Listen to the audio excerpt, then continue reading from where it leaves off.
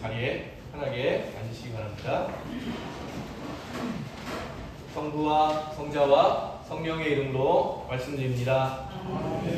오늘 이 예배 가운데 우리를 구원하시고 또 축복하시는 하나님의 손길이 여러분 모두에게 임하시게 되기를 소망합니다. 아멘. 특별히 오늘 여러가지 우리 주일학교 아이들은 또 캠프에 가 있는데요, 여러가지 사정으로 함께 예배드리지 못하는 우리 많은 교인들도 함께 기억하시면서 기도해 주시기를 부탁드립니다. 오늘 예배 오신 여러분을 예수님의 이름으로 축복하고 환영합니다. 오늘 보고서를 읽는데 마음이 좀 이렇게 무거워지더라고요. 분열, 반대, 갈라짐, 이런 말들이 예수님을 믿는데 이런 분열을 원하는 게 아니기 때문에 제 마음이 많이 좀 이렇게 불편하고 불안했습니다. 내가 예수님을 믿으면 평화롭고 뭔가 하나 되고 또 서로 화해하는 일들이 일어나기를 소망하는데, 오늘 말씀은 정반대의 말씀을 우리에게 하고 있습니다. 여러분, 말씀을 읽을 때 그냥 문자적으로 앞뒤 맥락이라든지 전체 성경을 관통하는 주제와 상관없이 말씀을 읽으면 교회가 뭘 가르치는 교회가 되는 거예요? 가족끼리 싸우십시오, 당장 싸우십시오, 이런 말로 오해할 수가 있다는 거예요. 그래서 말씀을 어떻게 읽어야 돼요? 항상 앞뒤의 맥락을 잘 살펴야 되고, 이 말씀을 누구에게 하시는가, 이런 것도 굉장히 중요합니다. 그래서 오늘 말씀을, 예수님께서 이런 말씀을 하시는 이유가 무엇인지를 조금 더 잘 살펴보려고 합니다. 예수님이 활동하시던 그 시대는요, 굉장히 좀 복잡한 상황이에요. 예를 들면 우리나라로 비유해보자면요, 우리나라가 중국의 지배를 받다가 잠깐 독립했는데 일본 제국이 또 와서 우리나라를 점령한 것 같아요. 그럼 여러분, 기본적으로 생각해보면 어떤 사람들이 있겠어요? 친일파가 있겠죠. 지금 제국을 다스리는 사람, 또 그 전에 다녔던 중국하고 친하게 지낸다, 친중파가 있을 거 아니에요. 또 독립을 해야 된다, 이런 사람들이 있을 거고, 각자가 너무나도 복잡한 상황 속에서 어떻게 살아야 된다라고 하는 가르침이 다양하게 있었어요. 어떤 사람들은 로마와 잘 지내야 된다 하면서 헤롯 왕의 편에 서 있어요. 헤롯 왕은 분봉 왕이거든요. 로마 황제가 그 유대 지역에 통치권을 준 거예요. 근데 이 헤롯과 잘 지낸다고 하는 사람이 어떤 사람들이에요? 헤롯 당원들이라고 성경에 나오는 사람들입니다. 우리에게 주어진 성전에서 제사를 잘 드려야 된다라고 하는 사람들을 다른 사람들 누구겠어요? 사두가이파와 그걸 지지하는 사람들. 회당에서 모여서 안식일마다 율법을 읽고 율법을 배우는 사람들 누구예요? 바리사이파 사람들. 지금 그럴 때가 아니라 이 빼앗긴 주권을 되찾아야 된다라고 하면서 칼을 품속에 넣고 다니면서 무장 독립운동하는 사람들 누구예요? 열심당원, 혁명당원, 이런 사람들, 독립운동하는 사람들입니다. 성경에 나오지 않지만 다 필요 없다, 이 세상은 이미 죄로 물들어서 가능하지가 않다, 광야로 나가서 따로 공동체를 만들고 공동체 생활하는 사람들, SNF라고 하는 사람들도 있어요. 여러분이라면 이 혼란한 시기에 어느 편에 서시겠습니까? 네, 우리 회장님 SNF 광야로 가신답니다. 그것뿐만 아니라 수많은 사람들이 로마와 잘 지내려고 하고 헤롯에게 잘 보이려고 있었지만, 대부분의 많은 사람들은 뭐예요? 삶의 터전을 뺏기고 일용직 노동자로 전락한 사람들이 굉장히 많았어요.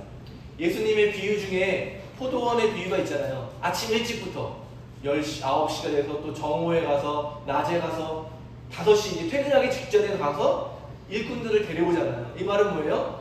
일꾼들, 하루하루 일하는 사람들이 많았는데 일자리는 별로 없었다. 오늘날로 말하면 실업률이 높은 거예요. 어떤 일이든 시켜만 주면 할 사람들이 많았다고 하는데 왜 이런 일이 일어났느냐? 재산을 빼앗기고 일자리가 없어서 도시로 몰려가는 거예요. 이런 사람들이 하는 일이 뭐예요? 집 짓는 일, 목수죠, 목수. 또 이렇게 남의 품팔아서 농사 짓는 일들. 오늘날 우리나라 상황으로 본다면 외국인 노동자들이 주로 엄청나게 그런 일들 많이 하잖아요. 그래서 이런 사회가 굉장히 복잡하고 양극화되어 있고 다양한 민족들이 어울려 사는 그런 생활 속에서 어디를 선택하는 때가 많이 달라진다는 거예요. 엊그제가 우리 8.15 해방이었는데요, 우리나라 역사를 봐도 해방이 될 때 굉장히 복잡했어요. 해방이 될 줄 아무도 몰랐어요. 왜냐하면 정보를 일제가 다 숨겼기 때문에 며칠 전까지만 해도 우리 대일본 제국이 미국을 이기고 있어서 곧 전쟁이 승리로 끝난다 이렇게 말했단 말이에요. 그러니까 사람들이 상당히 많은 사람들이 친일파가 되려고 노력을 많이 했겠죠.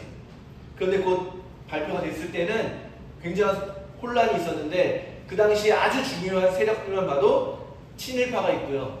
공산당이 있는데요. 공산당은 친중 공산당이 있고 친소 공산당이 있고 국내파 공산당이 있어요. 그 나중에 투쟁을 하거든요. 그리고 친미파도 있어요. 대표적으로 이승만 대통령은 친미 세력인 거죠.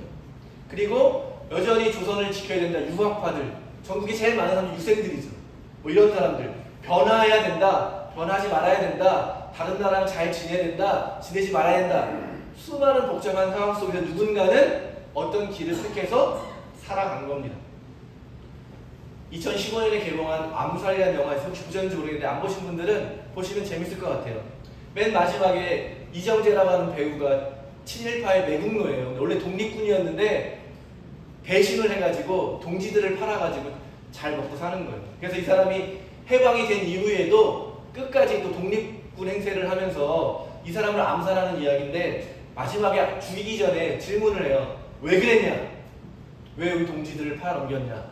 답변이 뭐냐면 몰라서 그런 거다. 내가 알았으면 그랬겠냐. 이 친일 제국이 영원할 줄 알았기 때문에 그런 거지. 나를 죽이지 말아라. 뭐 이렇게 하면서 변명하는 이야기가 나오는데 그 사람은 뭘 믿은 거예요? 일본 제국이 영원할 거라는 걸 믿은 거죠. 시대의 풍조를 뭐로 생각한 거예요? 일제가 영원히 잘 될 것이다. 독립분노 있던 사람들은 뭐예요? 가능성은 별로 없지만 독립을 믿었던 거죠. 그래서 자기 목숨을 바쳐가면서 독립운동을 한 거죠. 제가 왜 이런 말씀을 드리냐면 오늘 예수님이 하시는 분열될 것이다 라고 하는 것은 실제 그 당시 상황을 얘기하는 거예요. 많은 사람들이 이렇게 살아야 된다. 성전에 가서 열심히 제사 드려야 된다. 율법을 잘 지켜야 된다. 로마랑 잘 지내야 된다. 헤롯이랑 잘 지내야 된다. 독립운동을 해야 된다. 다 버리고 수도원을 가서 세상을 등지고 나가야 된다. 그런 혼란한 속에 예수님이 그런 세상에 일과는 또 다른 새로운 길을 제시하는 거예요. 그럴 때 결과가 뭐라는 거예요? 사람들이 이 예수님의 말씀을 다 받아들이지 않는다. 누구는 받아들이고 누구는 반대할 것이다. 이런 말씀을 하시는 거예요. 요한복음 14장 6절에 보면 이렇게 기록되어 있습니다. 예수께서는 나는 길이요 진리요 생명이다. 나를 거치지 않고서는 아무도 아버지께 갈 수 없다. 예수님은 세상 사람들과 전혀 다른 방향으로 가셨어요. 아직 로마와 잘 지내지도 않지만 로마에 투행하지도 않았어요. 왜냐하면 자기 목숨을 바치셨잖아요. 십자가에 자기를 죽이려는 사람에게 순순히 체포되시고 폭력을 자기의 비폭력으로 다 받아들이셨어요. 문자로 표현된 율법을 넘어서서 율법에만 매여 있지 않으시고 직접 하느님의 사랑이 얼마나 위대한지 얼마나 큰지를 자기의 삶과 진리의 말씀으로 전해 주셨습니다. 죄인이라 불리고 사람들이 거들떠보지 않는 가난하고 소외되고 병들어 있는 자들을 형제 자매처럼 귀하게 여기면서 돌보아 주셨습니다. 한 사람 한 사람이 천하보다 더 귀하다고 여기시면서 말씀하시면서 그 사람을 돌보아 주시면서 모든 사람들을 나누고 있는 신분제도, 민족 간의 차이, 종교 간의 차이, 이 모든 벽을 허물으시고 온전한 공동체를 세워내셨습니다. 그러니까 예수님을 따르는 사람 외에는 다 받아들이기 어려운 거예요. 아니 율법을 지키는 사람들에게 율법도 모르는 저 사람은 어떻게 같이 식사를 할 수 있습니까? 어떻게 남자가 여자하고 같이 밥을 먹습니까? 어떻게 어린아이도 귀한 생명입니까? 저 죄인이 어떻게 나와 함께 같은 공간에 예배 드릴 수 있습니까? 이런 반대들이 있다는 거예요. 그러니까 예수님이 하시는 반대가 무슨 반대인지를 우리가 잘 기억해 봐야 됩니다. 바울로가 갈라디아인들에게 보낸 편지, 갈라디아 교회에 보낸 편지에서 초대교회가 무엇을 지향했는지를 분명하게 선언합니다. 여러분은 모두 믿음으로 그리스도 예수와 함께 삶으로써 하나님의 자녀가 되었습니다. 세례를 받아서 그리스도 안으로 들어간 여러분은 모두 그리스도를 옷 입듯이 입었습니다. 유다인이나 그리스인이나 종이나 자유인이나 남자나 여자나 아무런 차별이 없습니다. 그리스도 예수 안에서 여러분은 모두 한 몸을 이루었기 때문입니다. 여러분이 그리스도에게 속했다면 여러분은 아브라함의 자손이며 따라서 약속에 의한 상속자들입니다. 아멘. 그러니까 교회에 다양한 수많은 사람들이 있었는데 어디 출신인지 무슨 일을 하는지 어떤 종족인지 어떤 성을 가지고 있는 여성인지 남성인지 이런 게 전혀 중요하지 않다는 거예요. 여러분 동의하세요? 아멘. 믿으십니까? 아멘. 네. 그러나 세상 사람들은 여전히 그거에서 반대한다는 거예요. 우리나라만 봐도 경상도 사람이 어떻게 전라도 사람과 결혼하냐. 그런 걸 믿는 사람들이 있잖아요. 전라도 사람들은 절대 경상도 사람과 결혼할 수 없다. 이런 걸 믿는 사람들이 여전히 있단 말이에요. 저희 아버지는 충청도 사람인데 충청도인으로 아주 강력한 정체성을 가지면서 살아가신단 말이에요. 나는 잘 모르겠다. 잘 되겠지. 이게 우리 아버지가 말씀하시는 건데 그런 자기의 생활은 자기의 믿음으로부터 나온다는 거예요. 예수님이 분열이 있을 것이다 라고 하는 말씀은 나를 따라라. 그런데 그럴 때에는 반드시 분열을 겪게 된다 라고 하는 말씀. 초점은 뭐가 있는 거예요? 세상 사람들이 이렇게 살야 된다 저렇게 살야 된다고 많이 이야기하지만 너희는 누구를 따라야 된다는 거예요?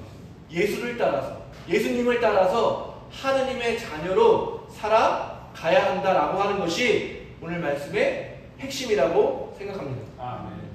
그래서 어떤 것을 믿느냐에 따라서 내 삶의 모습이 달라진다고 하는 것입니다. 예수님을 믿는 사람은 누구를 닮아가게 되는 거예요? 그래서 예수님을 닮아가게 되는 거예요. 차별하지 않고 모두를 사랑할 수 있는 마음은 내 안에서 나오는 게 아니라 내가 세례를 받고 날마다 영성체를 하는 것을 통해서 내 안에 살아계신 누가 일하시는 거예요? 예수님이 일하시는 거예요. 예수님을 믿는다는 것은 그렇게 복잡한 누구를 쫓아갈 것인가 라고 하는 수많은 선택 중에서 다 버리고 누굴 따라가는 거예요?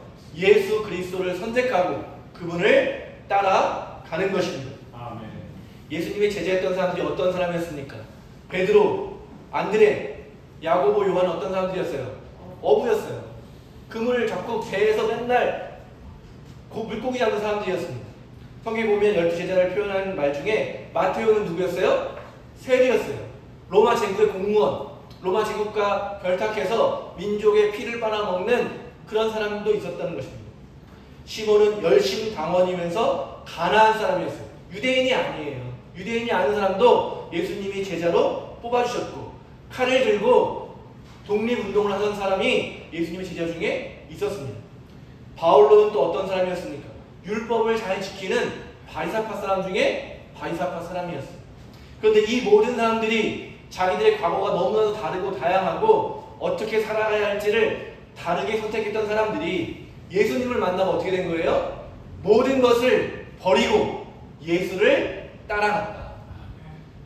다른 방식이 아닌 예수님의 방식으로 살아가겠다라고 선언한 것입니다. 그러니까 여러분 예수님을 믿는다라고 하는 것은 과거에 내가 내 마음대로 좋아 보이는 방식대로 살아가는 것을 끊어내는 것에서 시작이 되는 거예요. 그러니까 여러분 마음대로 살아가셨다면 오늘 회개하시고 예수님처럼 살아가시게 되기를 간절히 소망합니다. 네. 그래서 오늘 얘기하는 거예요. 시대의 풍조를 왜 못 보냐? 이 시대가 로마가 영원할 것 같지만 하느님 나라가 다가오고 있다. 바로 지금 너희 곁에 있다. 심지어는 뭐라고 말씀하셨어요? 하나님 나라는 바로 너희들 가운데 있다. 그 하나님 나라를 볼 줄 안다면 로마 제국에, 미국에, 중국에, 러시아에, 일본에 그런 게 아니라는 거죠. 이 세상에 있는 것들은 어떤 거예요? 안개와 같아서 태양이 뜨면 그냥 사라져버릴 것들. 다 썩어 없어질 것들이라고 말하는 것입니다. 근데 여러분 뭘 믿으세요? 유튜브를 믿으시잖아요.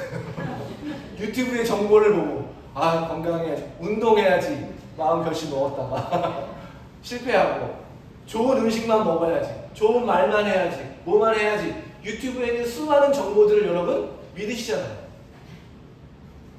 아니신 거죠? 제 주변에 너무 많아가지고. 근데 우린 어떤 사람들이라는 거예요? 우리는 예수님을 믿는 사람들이라는 거예요. 그러니까 성경을 보고 예수님을 바라보면서 내가 믿는 예수님의 방식대로 살아가게 될 때 우리는 구원받고 축복받고 변화된다고 하는 것을 여러분 기억하시기를 바랍니다. 아멘. 여러분의 유튜브가 성경 말씀으로 가득하게 되기를 소망합니다. 아멘. 여러분의 유튜브가 말씀으로 가득하게 되기를 소망합니다. 쓸데없는 정보들에 휩싸여서 근심 걱정이 늘어나는 것이 아니라 말씀으로 가득해서 여러분의 삶이 참된 진리와 평화로 넘쳐나시게 되기를 소망합니다. 바로 예수님이 오늘 분열될 것이다, 다투게 될 것이다 라고 하는 것은 내가 무엇을 바라보고 무엇을 믿고 살아가고 있는가 라는 것을 보여주고 있는 거죠. 지난주에 말씀 기억하실지 모르겠는데 뭐라고 말씀했냐면 깨어 있어라 이렇게 말씀을 했어요. 그렇잖아요. 깨어서 주인을 맞이한 사람은 얼마나 행복한가.